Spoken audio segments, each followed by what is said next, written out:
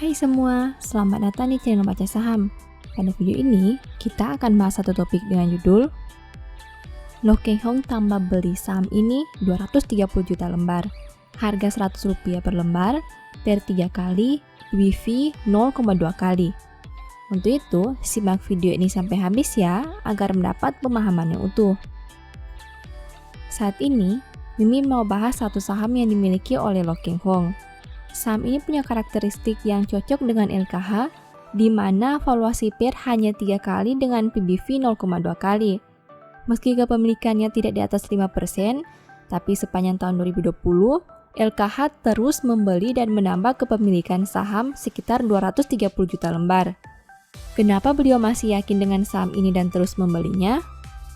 Sekarang, Mimin mau bahas laporan keuangan triwulan 2 2021 saham ini. Berhubung laporan keuangan terbarunya sudah terbit, mari kita lihat perkembangan kinerjanya. Oh ya, di akhir video, saya akan memberikan kesimpulan dari analisa yang dilakukan. Untuk itu, nonton sampai selesai ya. Seperti biasa, pembahasan ini bersifat edukasi dan bukan rekomendasi. Kamu bisa saja rugi jika beli saham ini. Untuk itu, selalu berhati-hati sebelum membeli saham. Disclaimer on ya. PT Panin Finansial berdiri tahun 1974. Artinya, saat video ini dibuat, PNLF berusia sekitar 47 tahun.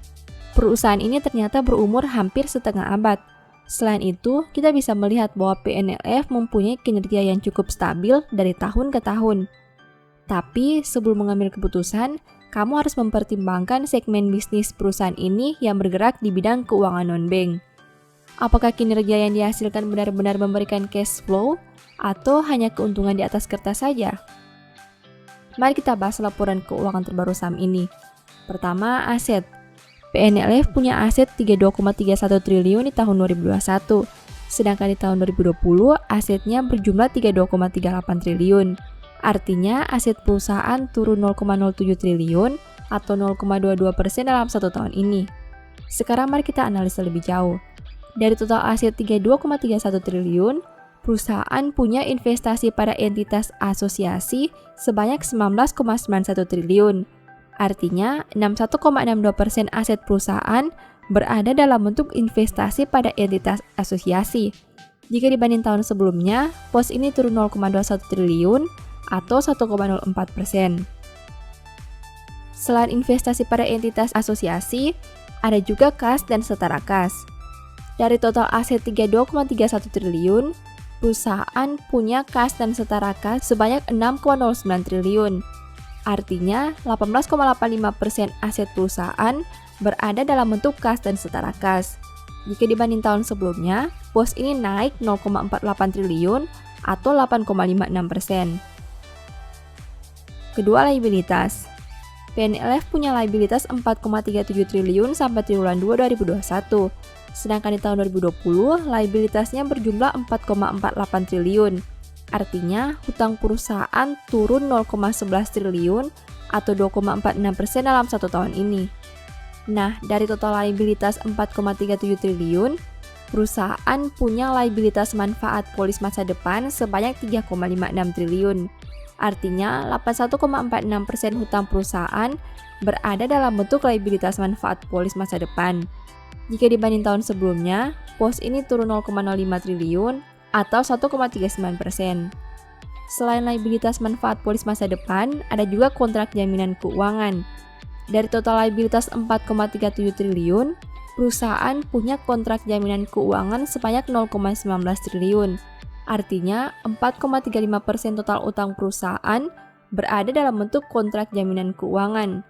Jika dibanding tahun sebelumnya, pos ini turun 0,01 triliun atau 5%. Ketiga, ekuitas.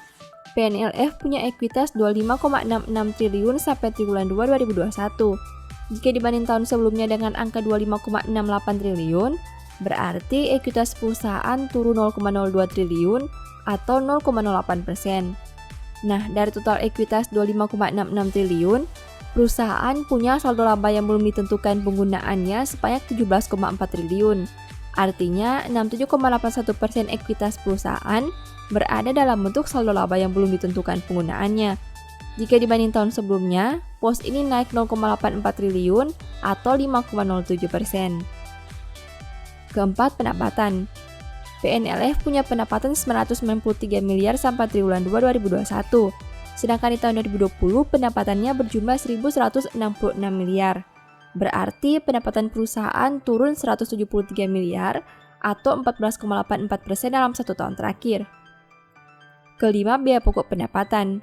PNLF punya biaya pokok penjualan sebanyak 506 miliar. Sedangkan di tahun 2020, biayanya berjumlah 346 miliar.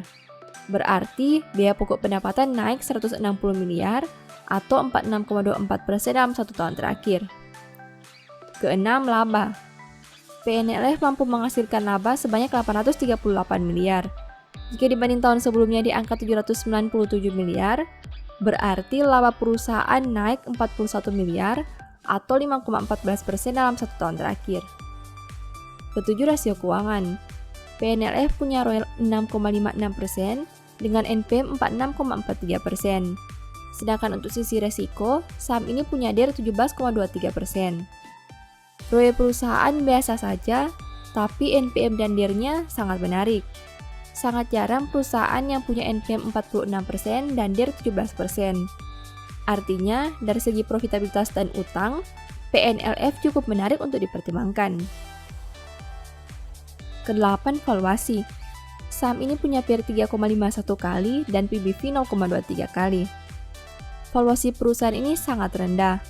Hanya sedikit saham di bursa yang punya valuasi PER di angka 3 kali dan PBV 0,2 kali, namun tetap menghasilkan kinerja yang meningkat. Tapi ingat, valuasi rendah tidak sama dengan saham murah ya. Setelah melihat pembahasan tadi, ini beberapa kesimpulannya. 1. Penurunan aset disebabkan oleh berkurangnya aset investasi pada entitas asosiasi. Kedua, total liabilitas menurun karena ada pengurangan nominal pada manfaat polis masa depan. Ketiga, meski saldo laba bertambah, ekuitas perusahaan berkurang. Hal itu karena terdapat penurunan pada pos ekuitas lainnya. Keempat, pendapatan premi turun tapi laba mengalami peningkatan. Kenapa? Hal itu karena terdapat penurunan biaya dari liabilitas manfaat polis masa depan dan klaim. Jika pos ini berkurang, otomatis berdampak pada peningkatan laba. Kelima, rasio keuangan perusahaan cukup menarik dengan NPM yang tinggi dan DIR yang rendah. Tapi ingat, kamu harus analisa lebih jauh lagi ya. Keenam, valuasi PER dan PBV sangat rendah dan tidak banyak perusahaan di bursa yang punya valuasi seperti ini. Demikian analisa singkat saham PNLF berdasarkan laporan keuangan triwulan 2 2021. Selalu ingat bahwa pembahasan ini hanya dari sudut pandang pribadi. Tidak ada jaminan pasti profit dan mungkin saja kamu bisa rugi jika beli saham ini. Demikian informasi pada video ini, semoga bisa memberi manfaat kepada kamu semua ya. Oh iya, saya mau menyampaikan bahwa sekarang Baca Saham punya 3 e-book tentang saham yang mungkin saja bisa berguna bagi kamu, yaitu Strategi Nabung Saham, Analysis Report, dan The Stock Market. Berikut perbedaan antara 3 e-book tersebut. E-book Strategi Nabung Saham berfokus pada pembahasan teknik, money management, dan semua hal yang berhubungan dengan nabung saham. Poin intinya bisa dilihat pada tampilan berikut ini. E-book Analysis Report berfokus pada hasil analisa fundamental 12 saham pilihan berdasarkan laporan keuangan terbaru. Poin intinya bisa dilihat pada tampilan berikut ini.